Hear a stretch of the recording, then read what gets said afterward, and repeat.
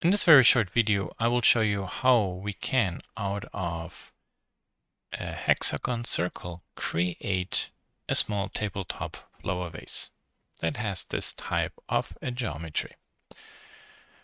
What's going to be very interesting in this exercise is the modeling approach, because this is actually the object. It is just an extruded hexagon shape. And I have this object there twice linked, so the geometry is the same, and then rotated along two axes. And to create everything is just another smart way using the modifier stack. Okay, so let's get started. File, new general, then scene units imperial inches. We will add a new circle, 6 vertices, 1.5 for the radius. Frame selected. Go to edit mode. With everything selected, press F to fill and zoom out. E to extrude. Type in 2.5, enter. Go to a top view. Press press S, and we scale this a little bit like this. Very nice. Now, here comes the trick. Object mode, then duplicate linked, press escape so we don't rotate it. We can call this circle bottom, so you know which one is which one. Circle top. The second circle I would like to rotate along the X or Y by 180 degrees. 180. Let's turn on vertex snap, GZ. So we press G to move, Z for the Z-axis, hold control and snap to there. You see that this edge lines up this edge. That's not what I want. So along the Z-axis, 90 degrees. Look at this zigzag. That is what I want. This one here, we don't need anymore. Click this, modifier, add modifier boolean, circle top, and oh no, it cuts the wrong stuff. Well, we want the intersecting volume. And there we are. Pretty cool. No, because both objects do actually have the same geometry. You see the same mesh. They both share the same hexagon mesh. See, it's also two objects.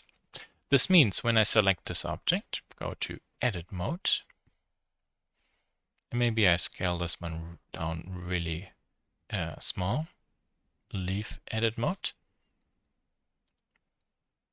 You see the other one is exactly the same. So another good example to show you why linked duplicate can be very helpful. Because otherwise I would have to manipulate two objects all the time. And here I manipulate one object and the other one updates. Cool. To shell this now, we make sure there's no scaling. And then we go to solidify 2 millimeters so we can 3D print it. Complex. You can really see the difference between simple. The thickness can change a little bit here. It's also an even thickness. It just with complex does it clean. Very good. Now it's actually carved out, as you can see, but there's still an outside shell or a top part. We want to remove this. So we add another plane. 7 inches, that is pretty good. Go to this view, wireframe.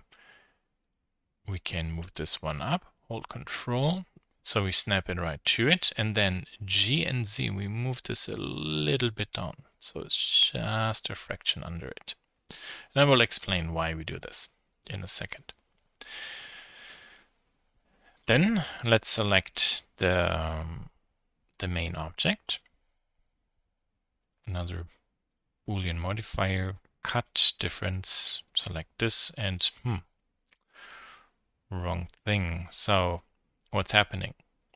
First, let's check face orientation. See, this is red. The red, that's the back. That with a surface indicates what's being removed. To keep the bottom and remove the top, we just have to rotate this object. We can use the x-axis here. So you see when we rotate this, there's our object. Okay, 180. Why did I also move this or snap it under the inner geometry and then move it down a little bit? So let's do this one more time. We zoom in, wireframe mode, turn on this trim plane, and then we move this up, move this down, or GZ. Yeah, so I move this to here, press G and Z, and then I hold Control. Oh, it doesn't snap. Okay, maybe turn this off here for the moment.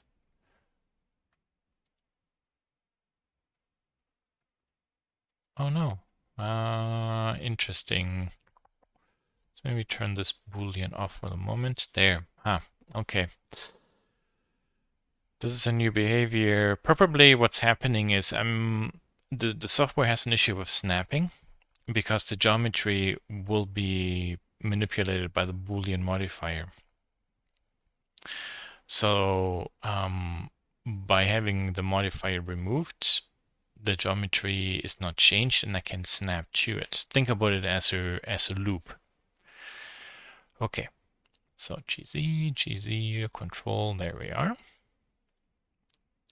Pressing the Z key, now again, I can switch between the individual views.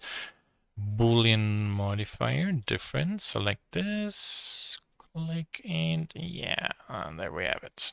So the plane to cut really occupies the same surface as the inner face. So I just have to move this down a tick. Just minimal. You see then it opens it. Okay. We can turn this off. Go to bevel. 0.5 millimeters. 10. No, this actually makes it nice and round. Can zoom in a little bit more. Here, this corner is interesting. You see how when I zoom in too much, I start looking into the object. So we know we go to view and then set this to 1 millimeter.